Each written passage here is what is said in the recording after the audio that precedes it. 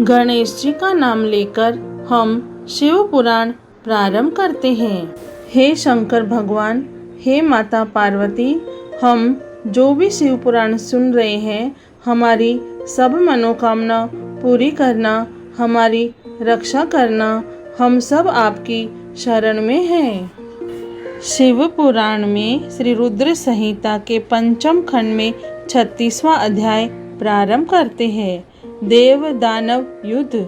व्यास जी ने सनत कुमार जी से पूछा, हे ब्रह्मपुत्र, जब भगवान शिव का संदेश लेकर दैत्यराज शंखचूड़ का वह दूत वापस अपने स्वामी शंखचूड़ के पास चला गया, तब क्या हुआ?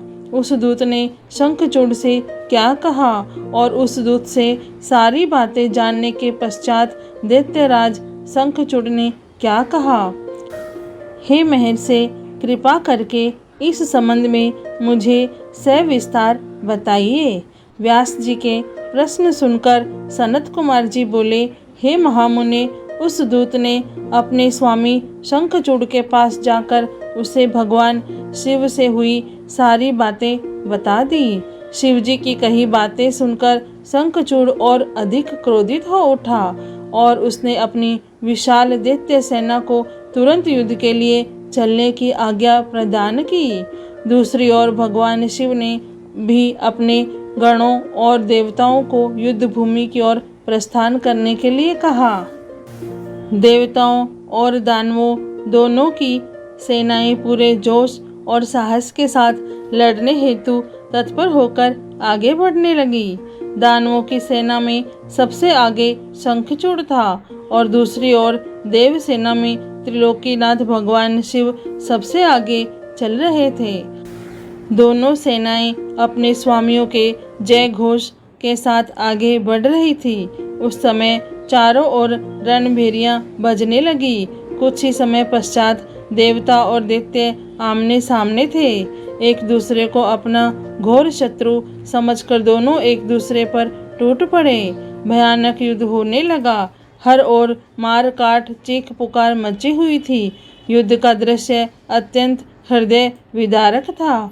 भगवान श्री हरि विष्णु के साथ दंभ, कलासुर के साथ कालका, गोकर्ण के साथ हुताशन तो कालंबी के साथ वरुण देव का युद्ध होने लगा।